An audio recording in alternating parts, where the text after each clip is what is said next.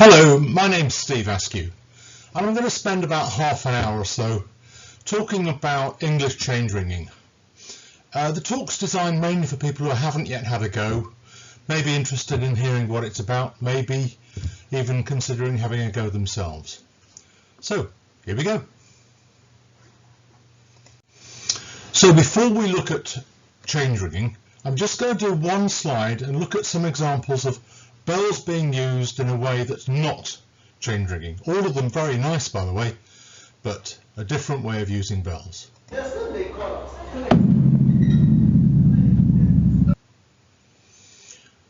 So, hitting a huge bell like that with a tree trunk in this case, very impressive and very important, but not what we're going to talk about today.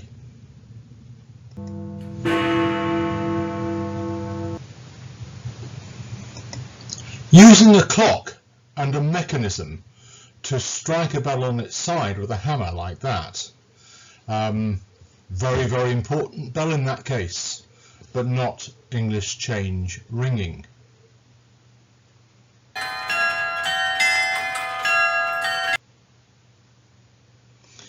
Using a machine to play tunes, music, on a series of bells. Once again, lovely sound, but not the subject of today's talk.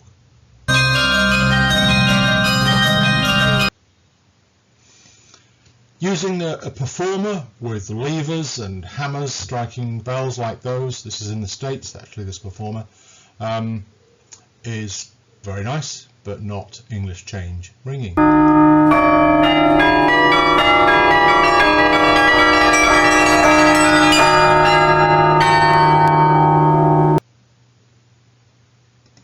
Gosh, isn't that gorgeous, that lovely Bach toccata, being played on a series of bells using a keyboard. Wonderful music, but not what we're going to talk about today.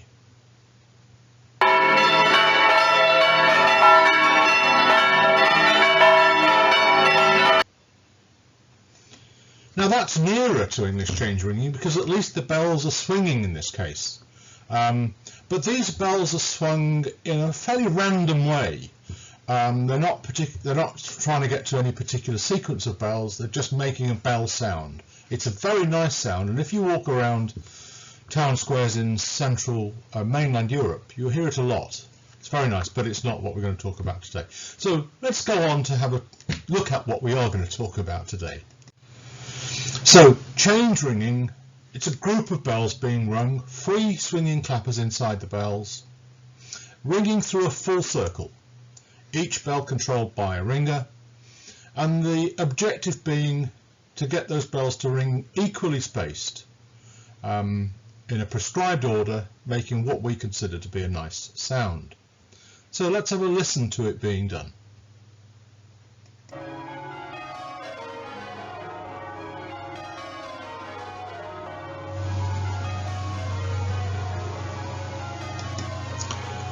So you can see these bells, there's 10 of them in this set, they're being rung in what we call rounds, 1, 2, 3, 4, 5, 6, 7, 8, 9, 10. In this case they're swinging through a full circle, starting with the mouth up, ending with the mouth up. They've got 3 swinging clappers inside them, and they're being controlled by a rope that's in a channel in a wheel at the side of the bell. You can see the rope there, can you see it? Bell at the right hand side there. So those are the bells being rung. Let's have a look downstairs where the ringers are, underneath the bells. Here we've got a ringer.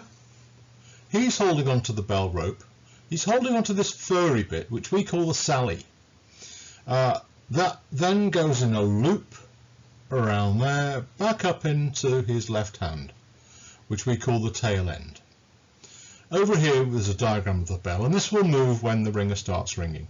You've got the bell there with its mouth up, the clapper inside the bell, the wheel which is bolted to the side of the bell, and the rope here which is attached to the wheel at that point there.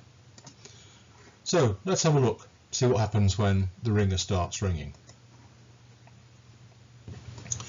So you can see he started pulling the sally down, and that started to move the bell comes off its top dead centre, swings around, and the rope starts to wrap around the wheel. The bell slows down as it comes towards its top dead centre, the clapper strikes the inside of the bell, and the bell stops. The ringer is left with the tail end in his hand, and he now pulls the tail end down to return the bell to its original position by swinging back. The rope unwinds from the wheel, then wraps a little bit round the wheel just as he clasps the sally and controls the bell at top dead centre again. So let's just watch that happening one more time. He pulls the bell off, as we call it. He pulls the sally down and then lets go of the sally and holds onto the tail end of the rope there. The bell swings around. Naturally, hardly any effort involved with this because the bell is moving under its own momentum. It comes to a stop, top dead centre at backstroke, we call this. Comes back down. The bell doesn't strike until it goes all the way round, and the clapper swings across. As the bell slows down, the clapper goes bang there.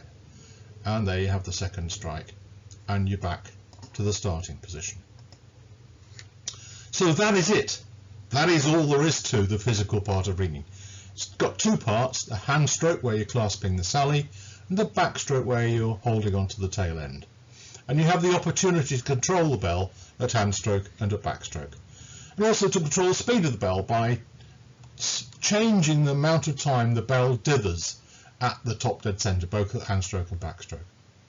We're now going to go on to have a look at what happens when you ring bells in a group, because we very rarely ring them as single bells. We normally ring them as a group of bells. So here we've got some ringers just about to start ringing. This is bell number 4. There are 3 more bells to the right hand side over here that you can't really see. That's bell number 5. Bell number 6 is that sally there. The ringer's hidden behind this ringer at the moment. That's bell number 7. And this is bell number 8. So they're in a circle. Somebody's going to call look to trebles going, she's gone in a moment. And that's the indication to everybody we're about to start ringing. And I'd suggest we concentrate on this ringer. He's going to try really hard to follow this ringer, and particularly that sally going up and down, so that his bell strikes the note the right time distance behind the other bell. Let's hear it being done. 2, trebles going, she's gone.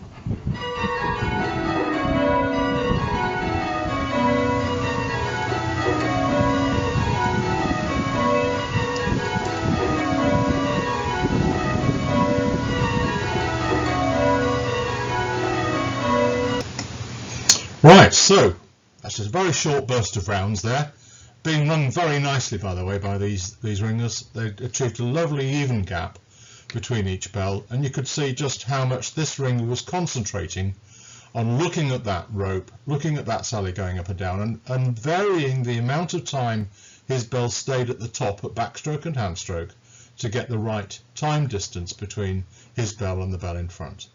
That's a key aspect of English change ringing. It's called striking, the art of getting your bell to be just the right amount of time behind the bell in front.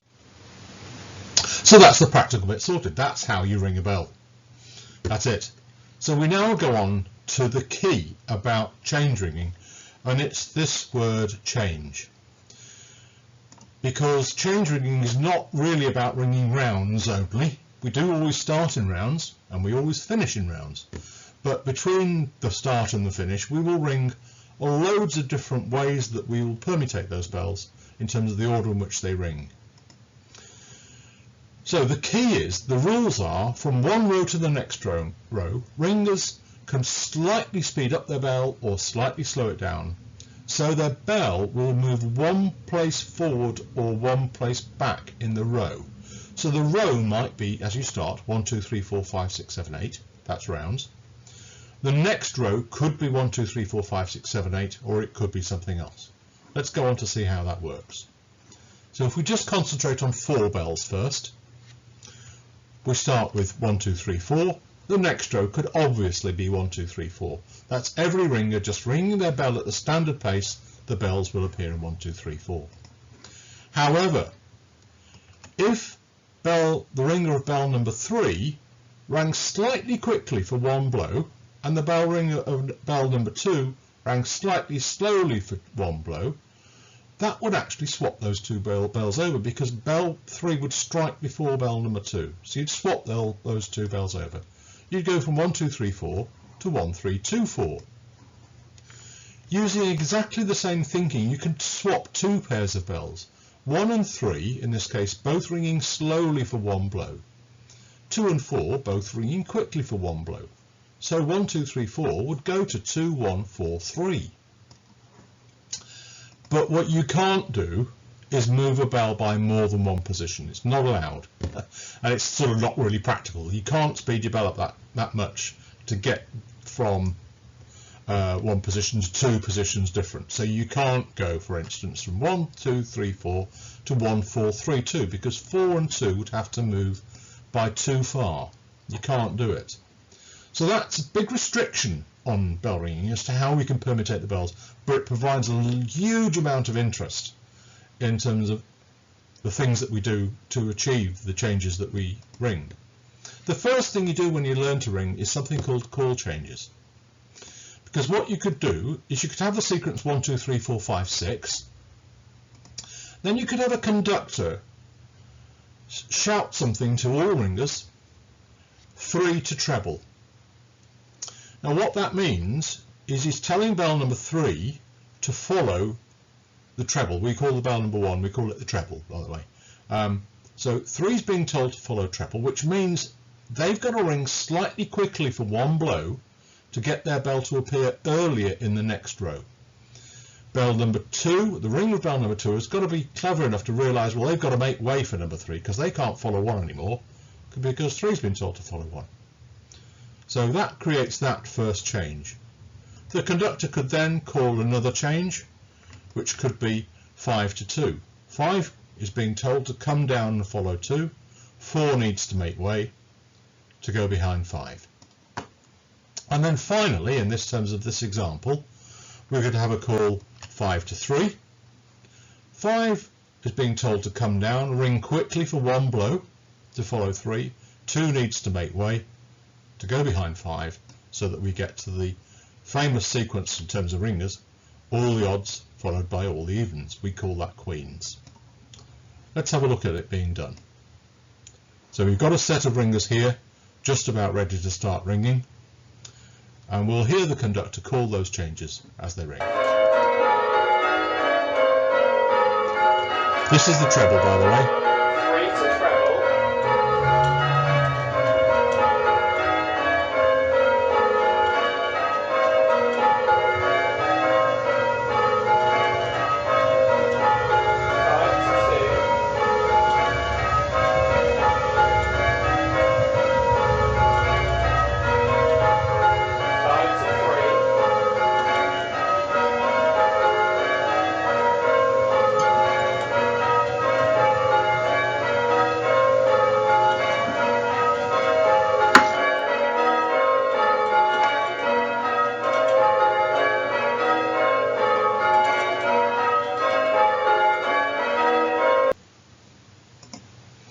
So there we have it.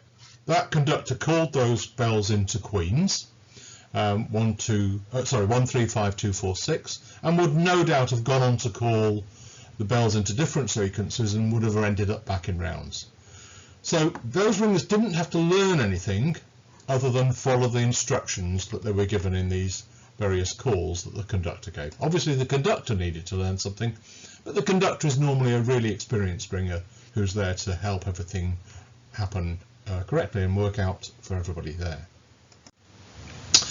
However, if you were to do away with those call changes and to ask the ringers to learn the way in which their bell should move, rather than being told each time to do it, you could get to a sort of automatic change of rows. And that's what we try and do in change ringing. So we do away with the calls, ringers learn a method. The idea is we start in rounds, as we've seen already. We don't repeat any rows, but we end up back in rounds again. We automatically change the position of some or all the bells on every row. ringers have to learn the method. It's like learning a tune, really. How many rows can we ring? It's probably worth just working out. There's a tiny bit of maths in here, not much, but just to work it out. So if we're ringing on 3 bells, the number of ways we can arrange those 3 bells mathematically is 6. That's factorial 3. 1 times 2 times 3. Takes about 12 seconds to ring it. So once you've rung 6 unique changes of bells, a 3-bell method, you can't ring anymore because there aren't any more sequences that you haven't already rung. If you go to 4, there are 24 ways of arranging those bells. Factorial 4, 1 times 2 times 3 times 4. Takes about a minute to ring. On 5, we call it doubles. 120 possible ways of arranging those bells. Takes about 5 minutes to ring it. Very popular piece of ringing on a practice night. 5 minutes is just right for people to have a go. When we get up to 7, we get to a very important one for us ringers. 5,040 changes. Back in the mid-1600s, when ringing was, or change ringing was invented, they called it a peal. It takes about 3 hours to ring, and it's still regarded as pretty much the pinnacle of ringing, a peal. All of the possible ways of arranging 7 numbers. Factorial 7, 5,040. As you get up to higher numbers, factorials become massive. It's just the way maths works. If you were to ring all the possible permutations on the 16 bells in Birmingham Cathedral, there's about 21 billion ways of arranging those 16 bells, and it would take 1.3 million years of continuous ringing. Quite a big ask for anybody to have a go at. So let's have a look at when we get to 3 bells. Plain hunt on 3 bells, trying to rearrange the order of the bells. Well, we started 1, 2, 3. Change the front pair, as we did when call changes a few minutes ago. Change the back pair. Change the front pair. Change the back pair on the next row. Change the front pair again on the next row. And finally change the back pair. Well, let's have a look what's happened. We've gone from 1, 2, 3 to 1, 2, 3. We've had 6 changes, which we know is all the changes that you can have on 3, because it's factorial 3, which is 6. So we've done everything. We've succeeded in achieving all of the possible rows. If you look at it from the perspective of the ringer, let's have a look at it from the perspective of bell number 3, the ring of bell number 3. That ringer knows they have to stay at the back of the row for 1 blow. They ring quickly for 2 blows, stay at the front once they've got to the front for 1 blow, and then ring slowly for 2 blows. And that is it. They've rung everything that can be rung on 3 blows. They've got to the extent. Let's have a look at it being done. These ringers are just about to start ringing plain hunt on 3.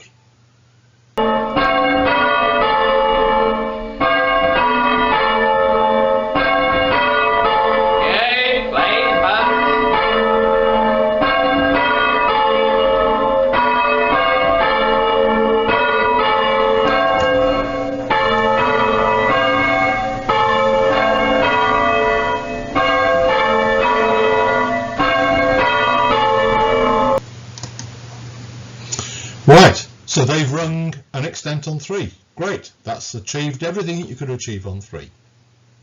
Let's have a look when you add another bell and go to 4 bells. So we're going to try plain hunt on 4. Same idea as in the last on 3, looking at it from the perspective of the 4th bell, ringing quickly down to the front, stay on the front for 1 more blow, and then slowly back to the back. We go from 1, 2, 3, 4 to 1, 2, 3, 4. All good. Great. However, we've got a problem.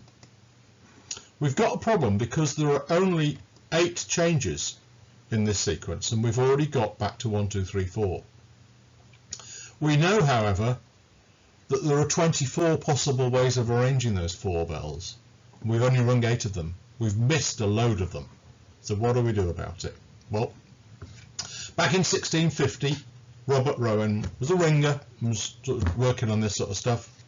And he said, right, okay, well, what we'll do then is we'll do this plain hunt thing, like that, But when we get to a certain position, we'll add a kink in the work that the ringer has to learn. And then they'll go back to plain hunt, and then we'll add another kink, and we'll go back to plain hunt, and then we'll add another kink. Now, by doing that, he was able to go from 1, 2, 3, 4 back to 1, 2, 3, 4, but crucially, he's rung, or he and his team have rung 24 changes before they got back to 1, 2, 3, 4. And they did it by using these kinks to muck about with the order of the bells just enough to stop it coming back to 1, 2, 3, 4 too soon. Right, let's have a look at it being done on some really small bells. Really small. Trevor's turn. She's gone.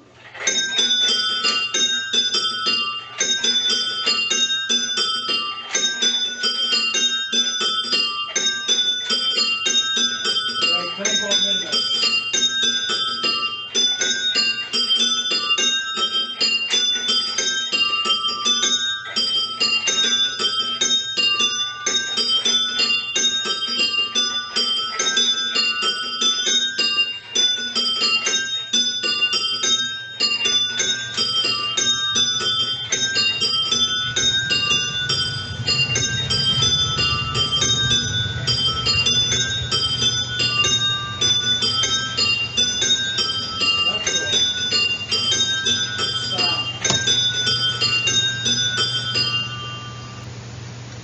Right, great. So they've achieved the extent on 4. Lovely. I've rung all possible 24 ways of arranging those bells. Great. So let's have a look, and this will be the last extent we'll go to today.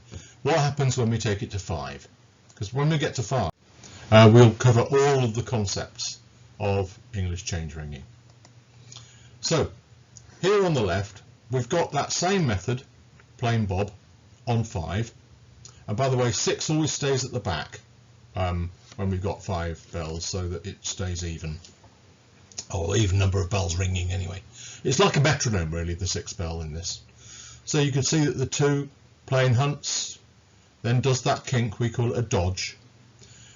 Then plain hunts again, stays at the back for a little bit longer that time.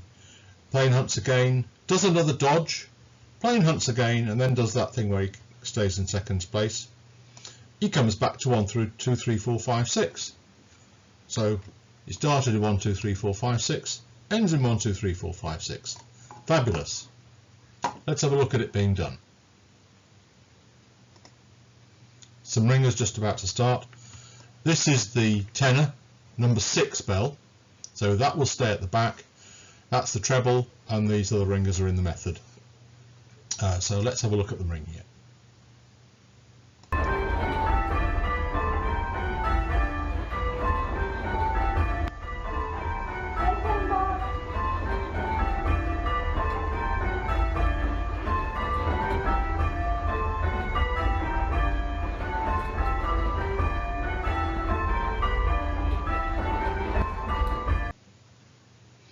Right, so those ringers have started. I haven't played the whole of the course because it lasts a little bit too long.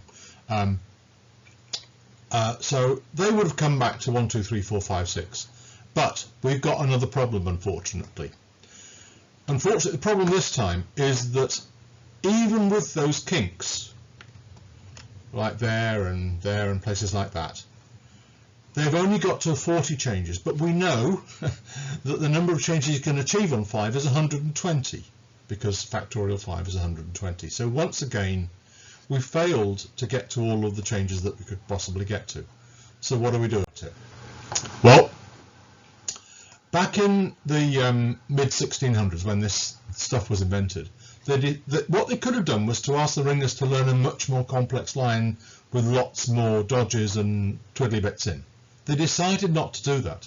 What they decided to do was to have 2 additional bits that could be added in by a conductor.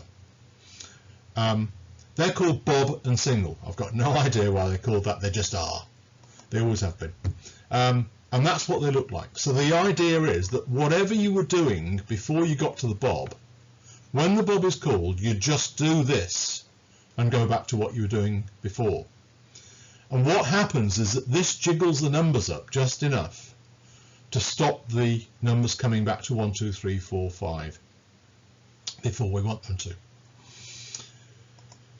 Let's have a look at a bob being rung.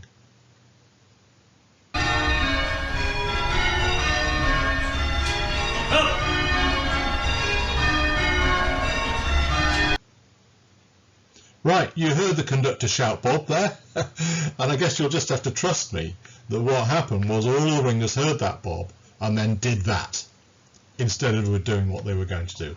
And what that does is, here's the first 40 changes that those young ringers were ringing on the last slide, and it would have come round here to 1, 2, 3, 4, 5. But by calling the Bob, that jiggles the numbers up enough to stop it coming round, to allow you to continue ringing all this lot. The conductor then calls another Bob, then you can ring all this lot, the conductor calls another Bob, and it comes back to 1, 2, 3, 4, 5. And the brilliant thing is, it's 120 changes, so you've got to the extent. All you need to do is ask the ringers to learn those jiggly bits in the method, the bobs, the dodgers, and then you have to have a conductor who knows when to shout these Bob instructions. And by putting those additional bits in, you can get to an extent. And that is all ringing is about. It doesn't matter how many bells you do it on, or anything, or how long a piece of ringing you want to ring, right up to an extent of whatever number of bells you're ringing. You simply learn a method, and then a conductor adds in bobs and singles at the right time to extend the method.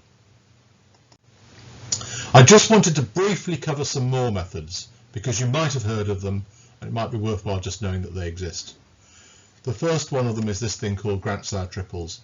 It's a loved method by churches, ringing teams throughout the world. It's a very historic method invented in the mid-1600s. You can see it's quite an easy method, and you can tell that because it's got lots of straight lines in it, with only the occasional dodge there, and then lots of straight lines. So straight lines mean easy to a ringer, really, as a rule of thumb. Another method that was invented around about the same time, another really loved method called Stedman. Well, in this case, triples means being rung on 7 bells. You can see it's a much more difficult method. It's got much more jiggly bits in it. All this stuff here, look. These are multiple dodges, would be what we would call them, and then it's got this really weird bits here, and all this funny stuff here. So it's a more difficult method to ring, but it's very, very rewarding. And then finally, in terms of methods, we go up to methods like this thing, Bristol Surprise Maximus. Now, less than 1% of ringers ever get to that level, so don't be fazed by it or whatever. But just to show you, it's a massive amount of learning. All of the ringers have to learn all of these jiggly bits, all of these funny points and spikes and all this sort of stuff, all the way down there. This is all one method, all the way down there, all the way down there, all the way down there. It's a massive amount of learning, but it's extremely exciting once you can do it.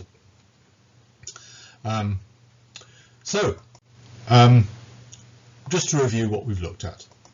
We've had a look at how a bell rings. Remember, we saw that slow motion construction of the ringer in Brisbane, ringing the bell.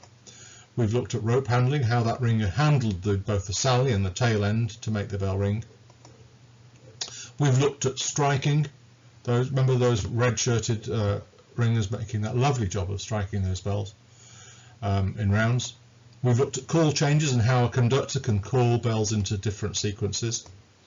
We've looked at methods and how methods are constructed to enable us to automatically ring the different sequences of bells. We've looked at how bobs and singles work to change the sequence. We've looked at compositions, although only very, very briefly. So just to say, if you're interested in having a go, contact your local tower or the Central Council. They would love to hear from you. Many thanks to the various towers that I've sampled in today's talk, all taken off YouTube. They've all done a lovely job, so thank you very much to all of those towers. And thank you for watching. I hope you've enjoyed it. I certainly have. Thank you very much.